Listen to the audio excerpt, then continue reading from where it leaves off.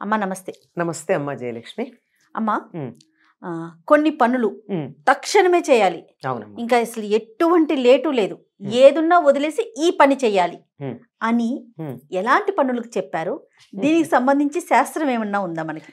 అమ్మ మనకు ఆభాణకమే అనుకుంటానంటే లోకంలో వ్యాప్తిలో ఉన్నదే అనుకుంటాను. ఏం చెప్తారంటే శతం విహాయ భోక్తవ్యం, 100 పనులు వదిలేసైనా సమయానికి భోంచేయమన్నారు.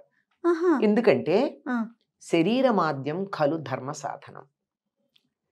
శరీరం ధర్మాన్ని సాధించాలంటే శరీరం ఉండాలి కదా. అవును, నేను మాట్లాడాలి అంటే నా గొంతు బాగుండాలి ఉండాలి కదా. ఆ, నువ్వు కూడా గొంతు బాగుంటేనా ఆరోగ్యం బాగుంటేనా నన్ను ప్రశ్న అడగగలవు. అంతే కదమ్మా. అంచేత శరీరాన్ని జాగ్రత్తగా పెట్టుకోవాలి. భగవంతుడు మనకిచ్చిన ఉపకరణం ఈ శరీరం. దీన్ని చాలా జాగ్రత్తగా పెట్టుకోవాలి. ఈ ఉపకరణాన్ని పాడు చేసుకుంటే భగవంతుడు మనకి ఇచ్చినటువంటి పనిముట్టుని చెడగొట్టాం. ఆయన ఇచ్చిన వస్తువుని పాడు చేస్తే భగవంతుడి పట్ల అపచారం చేసినట్టేనా? మనం పనిముట్లమేనా కదా. అంతే మరి. అంటే దాంతో నువ్వు పీకలు కోసావా పండు కోసావా అన్నది వేరే మాట. ఆ రెండింటికి వాడేది పనిముట్టే కదా. కనుక దాన్ని చాలా జాగ్రత్తగా చూసుకోవాలి. ఆరోగ్యం ప్రధానం కనుక ఆరోగ్యానికి కావాల్సిన సమయానికి భోజనం చేయడం.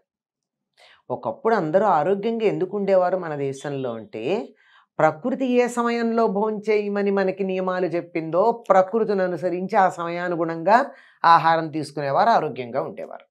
కనుక ఆ సమయానికి ఆహారం తీసుకోవాలి అంటే 100 పనులన్నా పక్కకు పెట్టి ముందు తిను తర్వాత 100 పనులున్నా పక్కన పెట్టి భోజనం చేయమన్నారు. అంతేకాదమ్మా, సహస్రం విహాయ స్నాతవ్యం, 1000 పనుల పైన సమయానికి స్నానం చేయమన్నారు. శరీరం శుచిగా ఉండడంతో పాటు స్నానం చేస్తే మనసు కూడా తేలిక పడుతుంది. చికాగ్గా ఉందనుకోండి, చాలా చికాగ్గా ఉంది, స్నానం చేస్తే తేలికైపోతుంది. పిల్లలు ఏడుస్తూ ఉంటారు అప్పుడప్పుడు, హాయిగా తీసుకెళ్ళి గోరువెచ్చని నీళ్లతో వాళ్ళకి స్నానం చేయించండి, సగం చికాకు హాయిగా పడుకుంటారు. ఈ హాయి శరీరానికి మనసుకి కూడా వస్తుంది. ఎందుకు వస్తుందంటే గోరువెచ్చని నీళ్లతో స్నానం చేసేటప్పటికి లోపల ఉండేటటువంటి టాక్సిన్స్ అన్నీ ఆ లోపల రక్తనాళాలు ఉంటాయి కదా, ఆ రక్తనాళాలు కొద్దిగా వ్యాకోచించి ఇప్పటిదాకా చికాకు వల్ల కోపం వల్ల ముడుచుకుపోతాయట. మనకి ఇమోషనల్గా అప్సెట్ అయినప్పుడు రక్తనాళాలు కుంచుకుంటాయి. ఏడుపు కూడా అదే కదా కారణం. అంతే. దానివల్ల ఏమవుతుంది, స్నానం చేసేటప్పుడు యథాస్థితికి వచ్చి వెంటనే లోపల ఉన్న టాక్సిన్స్ బయటికి వస్తాయి. అందుకే స్నానం చేయగానే చెమట పడుతూ ఉంటుంది, కొంత హాయి కలుగుతుంది. కనుక అంటే పూర్వం 3 సార్లు స్నానం, త్రిశ్రవణ స్నానం అని చేసేవారు. ముందర తెల్లవారుదామని చేయడం, మధ్యాహ్నం భోజనానికి ముందు చేయడం, సాయంకాలం చేయడం. నాకు ఎందుకు అనుమానం వచ్చిందంటే అసలు చిన్నతనంలో భలే సందేహాలు వస్తాయి. వాల్మీకి మహర్షి మిట్ట మధ్యాహ్నం తమసా నదికి స్నానానికి బయలుదేరి వెళ్ళాడు అని ఉంటుంది రామాయణం ప్రారంభంలో. ఏంటి పొద్దున్నే స్నానం చేయడా వాల్మీకి? మధ్యాహ్నం వెళ్ళటం ఏంటి? మధ్యాహ్నం వెళ్ళడం ఏమిటి? పొద్దున్నుంచి పాచిమోహన్లా కూర్చున్నాడా మన ఈ కాల పిల్లల్లాగా? కోపం తెచ్చుకోకండి ఎవరు వాస్తవం మాట్లాడినప్పుడు అని అనిపించింది. తర్వాత కాస్త ఆ దృష్టితో చూస్తే త్రిశ్రవణ స్నానం 3 సార్లు స్నానం చేస్తారు. అంటే నిద్ర లేవంగానే రాత్రి ఉన్నటువంటి నిద్రపోయేటప్పుడు చాలా ఇవి వస్తాయి కదమ్మా, మెటాబాలిక్ యాక్టివిటీ ఉండి అన్ని రంధ్రాల్లో నుంచి మల పదార్థాలు బయటకు వస్తాయి. అన్ని రంధ్రాలు, ఆఖరికి రోమకూపాల్లోంచి కూడా వస్తాయి కదా చెమటలు బట్టి. అందువల్ల ఆ స్నానం చేసి దాన్ని వదిలించుకుని తాజాగా ఉంటాం.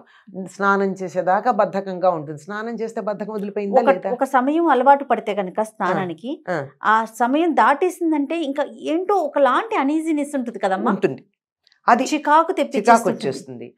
అది అయిపోయింది. తర్వాత మనం మామూలుగా బోల్డ్ పనులు చేసుకోండి. నేను స్నానం చేశాను కనుక ఇది చెయ్యను, స్నానం చేశాను కనుక అది చెయ్యను అనేటటువంటి వాళ్ళు చాలా మంది కనపడతారు. అట్లా ఏం లేదు, అన్నీ చేసుకుందాం. కావాలంటే మళ్ళీ ఇంకో స్నానం చేద్దాం, మునిగిపోయిందే ఉంది కదా. అది అట్లా స్నానం ఒక్కటి 1000 పనులు పక్కకు పెట్టన్నా స్నానం చేయాలి. ఎందుకంటే శారీరకంగా మానసికంగా ఒక రకమైనటువంటి తేలికతనం వస్తుంది, అలసట పోతుంది. అలాగే 1,000,000 అయినా పక్కకు పెట్టి హరిని ధ్యానించమని చెప్పారు.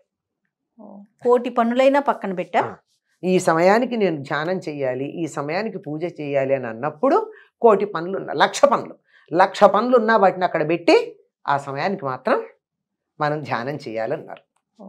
అంటే ఇలా ప్రతి దానికి కూడా ప్రయారిటీ అనేది ఒకటి ఉంది. ప్రయారిటైజేషన్ అనే పదం మనం తరచుగా వింటున్నాం ఈ కాలంలో. ఏది ముందు చేయాలి, ఏది తర్వాత చేయాలి అని అన్నప్పుడు తక్షణము చేయాలి అన్నది ఎంత తెలివిగా చెప్పారండి. ముందర 1,00,000 పనులు పక్కకు పెట్టి దేవుణ్ణి ధ్యానించంటే తర్వాత వినం మనం. 1,00,000 పనులు పక్కకు పెడతానా అంటాం. అందుకని ముందర నీకు ఆకర్షించేటట్టుగా శతం విహాయ భోక్తవ్యం అన్నారు. 100 పనులు ఆపేసైనా తినమని చెప్పారు. ఎందుకంటే శరీరానికి సమయానికి ఆహారం పడకపోతే, ఒకప్పుడు మంచి పుష్టిగా ఉండేవాళ్ళు గనక 1-2 రోజులు తినకపోయినా బాగానే ఉండేవాళ్ళు. ఈనాటి వాళ్ళతో అంత శక్తి ఎక్కడుంది? అవునమ్మా. 5 నిమిషాలు అయ్యేప్పటికీ తోటకూరగాడల్లాగా వాలిపోతున్నారు. అందువల్ల తినండి, పని చేసుకోండి, సమయానికి స్నానం చేయండి.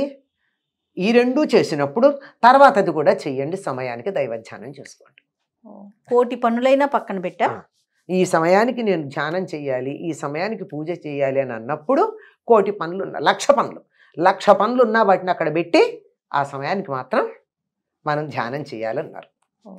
అంటే ఇలా ప్రతి దానికి కూడా ప్రయారిటీ అనేది ఒకటి ఉంది. ప్రయారిటైజేషన్ అనే పదం మనం తరచుగా వింటున్నాం ఈ కాలంలో. ఏది ముందు చేయాలి, ఏది తర్వాత చేయాలి అని అన్నప్పుడు తక్షణము చేయాలి అన్నది ఎంత తెలివిగా చెప్పారండి. ముందర 1,00,000 పనులు పక్కకు పెట్టి దేవుణ్ణి ధ్యానించంటే తర్వాత వినం మనం. 1,00,000 పనులు పక్కకు పెడతానా అంటాం. అందుకని ముందర నీకు ఆకర్షించేటట్టుగా శతం విహాయ భోక్తవ్యం అన్నారు. 100 పనులు ఆపేసైనా తినమని చెప్పారు. ఎందుకంటే శరీరానికి సమయానికి ఆహారం పడకపోతే, ఒకప్పుడు మంచి పుష్టిగా ఉండేవాళ్ళు గనక 1-2 రోజులు తినకపోయినా బాగానే ఉండేవాళ్ళు.